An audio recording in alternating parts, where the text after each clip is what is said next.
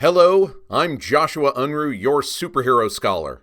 Welcome to Superhero University 101, the superhero costume. Have a seat. Class is now in session.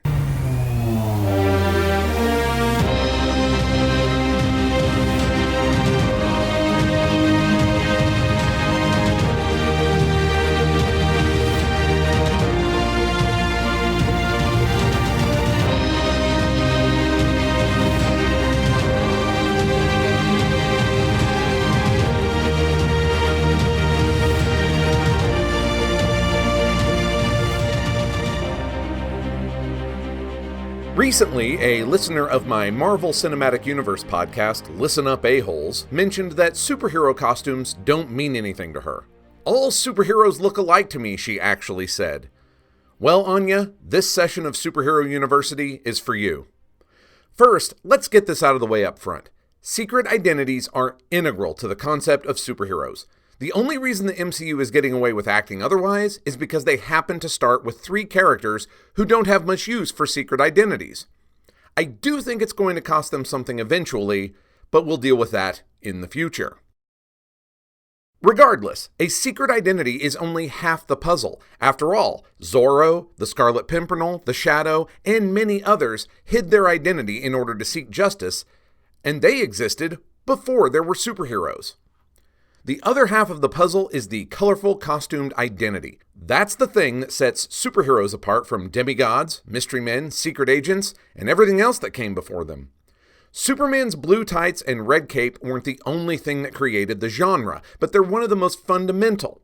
When someone asks me if this or that fictional character is a superhero, a colorful costumed identity that is separate from their secret identity is the first thing I look for. And if they don't have it, the odds are really good that they aren't a superhero. But it isn't the tights themselves, it's what they represent. Superheroes are fundamentally other. They have powers that make them other, like a demigod might. They have a mission to protect the innocent and take vengeance on the guilty that sets them outside of society, just like a mystery man would. They have vulnerabilities attached to their real name that most don't have, just like a secret agent would. But the colorful outfit sends a message that none of these other archetypes ever wanted to send. The superhero costume says, I'm different than you, more powerful than you, more confident than you, more capable than you. But don't be afraid. I'm here to help. You can trust me. Absolutely, there is an element of power fantasy here. If only they knew the real me, the talents and personality I'm forced to hide, then they'd see that I'm special, thought every single human being who has ever lived. The ability to change clothes and show the world what makes you special is a dream come true. But let's also look at the iconography. Bright colors, a chest emblem that is both name tag and badge of authority, body language of supreme confidence, often topped with a smile. This is so on the label of American superheroes that the fantastic anime My Hero Academia has its very Superman-esque character All Might introduce himself to every dangerous situation with, "Everything is fine, because I am here."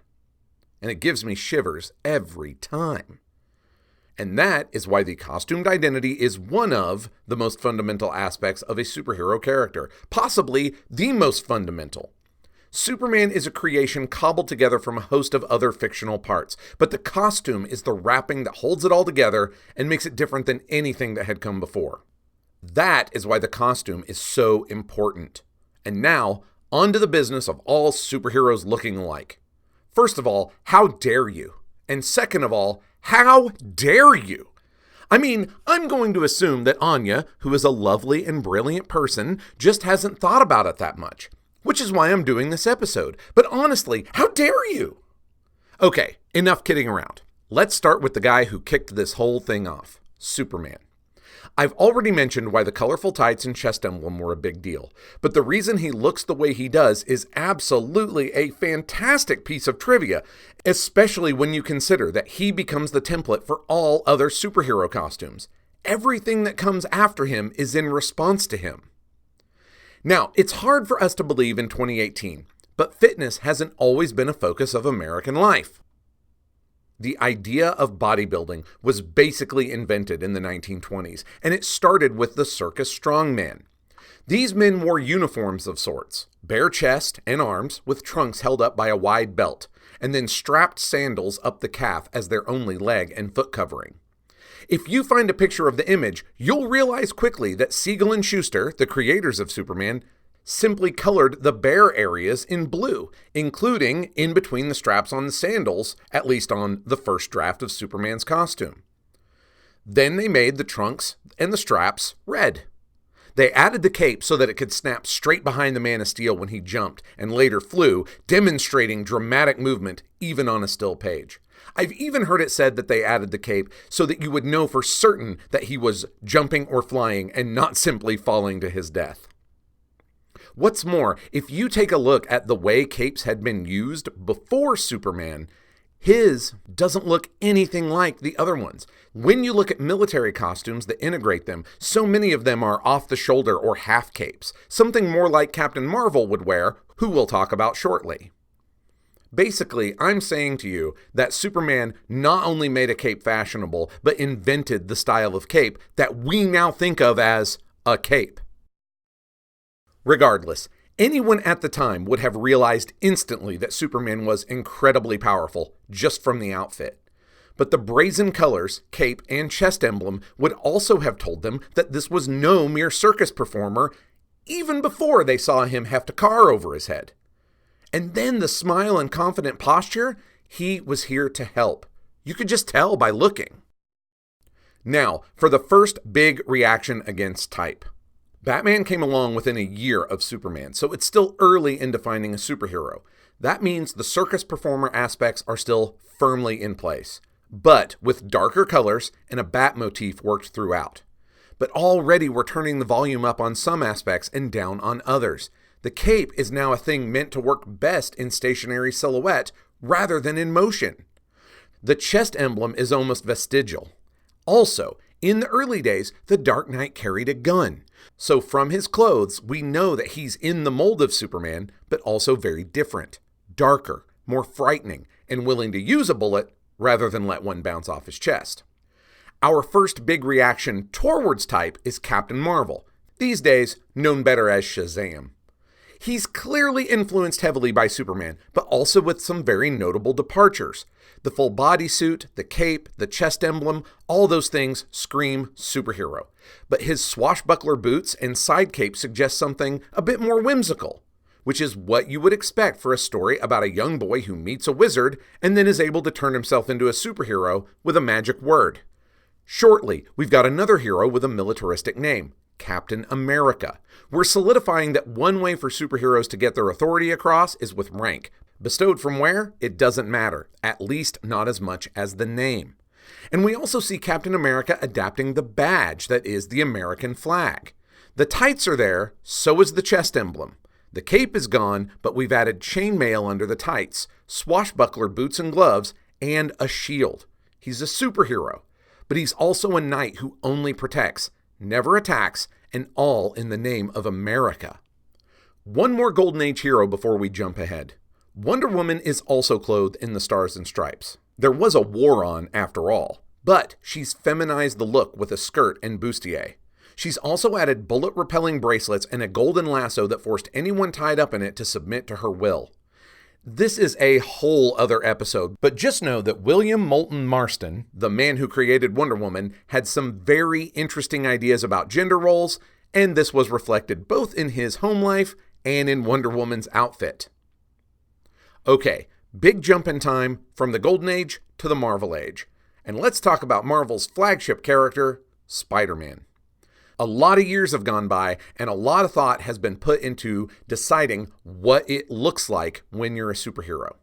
So, notice with Spider-Man, the tights are in full effect. They are colorful, and in fact, nearly an identical color scheme to the guy who started it all off. He is masked, just like Batman and Captain America, but it is a full head mask that utterly hides the wearer's face, as well as adding strange, inhuman eyes. Now, supposedly, this was so anyone of any race or creed or color could imagine themselves as Spider-Man, but that honestly smells like Stan Lee retconning his own life and creative process. I think he just wanted Spidey to look creepy and weird, and the less human you see in his face, the weirder he looks. We have a spider chest emblem and one on the back, something that Superman had added to the cape in the intervening years, and a web motif. But the outfit does not itself scream spider. In fact, if anything, Spider-Man looks like he is caught in the web spun by the spider on his chest. And considering how much tragedy Peter Parker's great power has brought him via the accompanying great responsibility, I don't think that trapped in the web motif is accidental. For my last example, I'll jump ahead to the Marvel Cinematic Universe's next big star and the subject of an upcoming superhero university, Captain Marvel. Not the one I talked about up above, the woman with alien powers. If you take a look at her, you'll notice a few things immediately. The bright primary colors are in full force, and we've brought back a chest emblem. We lose the cape, but we do get a sash belt that can whip around in the wind dramatically when necessary. But aside from the superhero stuff, you'll also notice that it looks as military as her name sounds, which makes sense because one of Carol's defining features is having been an ace pilot for the Air Force. But you'll also see a lot of other bits of costuming that don't necessarily make sense on their own. Carol has had a lot of costumed identities over the years, and many of them are reflected in her latest design, as though she had a full integration of self, which the stories that relaunched her bear out. The aforementioned sash is one such element. So is the mask that comes and goes as she needs it, because it's not really a mask, it's a helmet of alien origin, just like her powers. Now, I won't use any more examples. I won't belabor this any further. What I'm getting at is that the well-designed superhero costumes inform us about the character. The outfit tells us some of what to expect from the story, as well as character-specific details. And this is why I was so horrified to hear someone suggest that all superheroes look the same. Sure, they absolutely share elements of design, but even that is with purpose. Those visual elements tell you that the character is a superhero after all. But even more importantly, the costume tells a story all by itself, right there on the cover before you've even cracked open the comic. And that is some of the most powerful storytelling magic I have ever seen.